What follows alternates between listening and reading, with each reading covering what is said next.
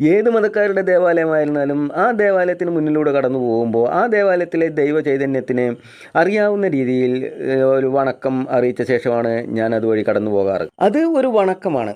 എന്നാൽ ആ ദേവാലയം ഏത് മതത്തിൻ്റെയാണോ ആ മതം അനുശാസിക്കുന്ന ആചാരാനുഷ്ഠാനങ്ങളോടെ അവിടുത്തെ ദൈവ ചൈതന്യത്തെ ഉപാസിക്കുകയാണെങ്കിൽ അതിനെ നമ്മൾ ആരാധന എന്ന് വിളിക്കുന്നു. മാതാപിതാക്കളെയും ഗുരുക്കന്മാരെയും അതുപോലെ തന്നെ പ്രായത്തിന് മൂത്തവരെയും വണങ്ങാത്തവരാണ് മുസ്ലിങ്ങൾ എന്ന് ഞാൻ കരുതുന്നില്ല. മനുഷ്യരെയും മൃഗങ്ങളെയും തമ്മിൽ വേർതിരിക്കുന്ന ഗുണങ്ങളിൽ ഒന്ന് അതാണ്. അങ്ങനെ നിങ്ങൾ നിങ്ങളുടെ മാതാപിതാക്കളെയോ ഗുരുക്കന്മാരെയോ അല്ലെങ്കിൽ പ്രായത്തിന് മൂത്തവരെയോ വണങ്ങുന്ന സമയത്ത് നിങ്ങളുടെ അള്ളാഹുവിന് ദേഷ്യം വരികയോ അല്ലെങ്കിൽ അള്ളാഹു കോപിക്കുകയോ ചെയ്യാറുണ്ടോ? അള്ളാഹു കോപിക്കാറില്ല എന്നതാണ് നിങ്ങളുടെ ഉത്തരമെങ്കിൽ പിന്നെ നിങ്ങളുടെ ജന്മനാടായ ഭാരതത്തെ വണങ്ങുമ്പോൾ എന്തുകൊണ്ടാണ് അള്ളാഹു കോപിക്കുന്നത്? നിങ്ങൾ ഭാരതീയരെ അല്ലെന്ന് കരുതുക. ഖുർആൻ അവതരിച്ച നാട്ടിൽ നിന്ന് ഇങ്ങോട്ട് കുടിയേറി പാർത്തു എന്ന് തന്നെ ധരിക്കുക.